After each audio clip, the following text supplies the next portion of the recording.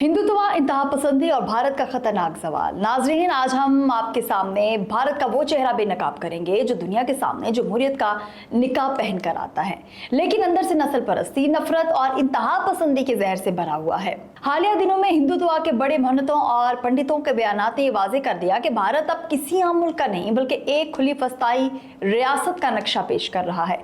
सोचिए, जब एक तरफ स्वामी रामभद्र आचार्य खुलेआम ये कहता है कि हिंदू धर्म खतरे में है, तो मगरबी उत्तर प्रदेश मिनी पाकिस्तान बन चुका है और हम किसी को नहीं छोड़ेंगे, तो ये महज बयान नहीं बल्कि एक खुली धमकी है। ये वही जुबान है जो नस्ल कशी के ऐलानात में इस्तेमाल होती है, और ये बयान इस वक्त और भी ज्यादा खौफनाक हो जाता है जब भारतीय आर्मी चीफ जैसे आला अफसरान इन्हीं पंडितों से मुलाकातें करते हैं।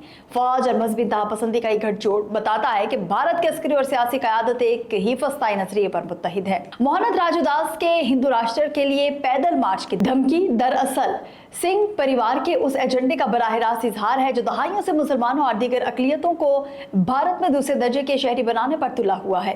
ये कोई आम जुलूस नहीं, ये भारत के सियासी और समाजी ढांचे को एक मजहबी बुनियाद पर खड़ा करने का ऐलान है। सवाल ये है कि अगर रियासत का निजाम किसी एक मजहब के नाम पर बनाया जाए तो बाकी करोड़ों मुसलमानों, ईसाइयों और दीगर अकलियतों की हैसियत क्या रह जाएगी? यही तो वो नजरिया है जिसे दुनिया में अपार्थाइड कहा जाता है, और आज भारत इसी रास्ते पर दौड़ रहा है। मोहनत राम चंद्रगिरी का ये कहना है कि जहां भी मुसलमानों की बड़ी आबादी है वो पाकिस्तान बनाना चाहते हैं। एक और जहरीला जुमला है जो दरअसल मुसलमानों को भारत के अंदर अजनबी साबित करने की कोशिश है।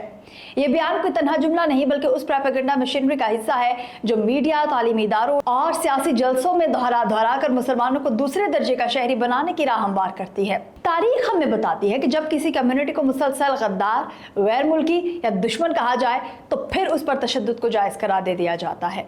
यही वो अमल है जो भारत में हो रहा है। आज भारत की जमहूरियत के इदारे मुकम्मल तौर पर हिंदुत्व के पंजे में हैं। सुप्रीम कोर्ट हो या इलेक्शन कमीशन, ब्यूरोक्रेसी हो या मीडिया, सब जगह सिंह परिवार की गूंज सुनाई देती है। ये वही फस्ताई तरतीब है जो कभी जर्मनी में हिटलर की नाज़िज़्म ने बनाई थी और आज नरेंद्र मोदी और आरएसएस की पॉलिसी पर अमल कर रहे हैं। भारत के इन बयानात और इक़दामात के असरात सिर्फ अंदरूनी मुल्क तक महदूद नहीं रहेंगे। जब फौज, सियासत और मजहबी इंतहापसंदी एक प्लेटफॉर्म पर इकट्ठे हो जाएंगे तो फिर ये सिर्फ अकलियतों के लिए नहीं बल्कि पूरे खित्ते के लिए खतरा बन जाएंगे। पाकिस्तान के खिलाफ भारत की हालिया जारिहाना अस्करी हिकमत अमली, समंदरी असलहा अंदोजी और बार बार की इश्तियाल अंगेज मशकें इसी हिंदुत्व ज़हनियत की तौसी हैं। मकसद सिर्फ मुसलमानों को दबाना नहीं बल्कि पूरे खित्ते पर हिंदू राष्ट्र का तसल्लुत कायम करना है। पाकिस्तानी अवाम और दुनिया के बाशऊर तबकात के लिए लम्हा फिक्रिया है। भारत के अंदर से उठने वाली आवाज़ें किसी आम पंडित या मोहनत की तकरीरें नहीं बल्कि एक मुनज़्ज़म रियासती एजेंडे की झलक है।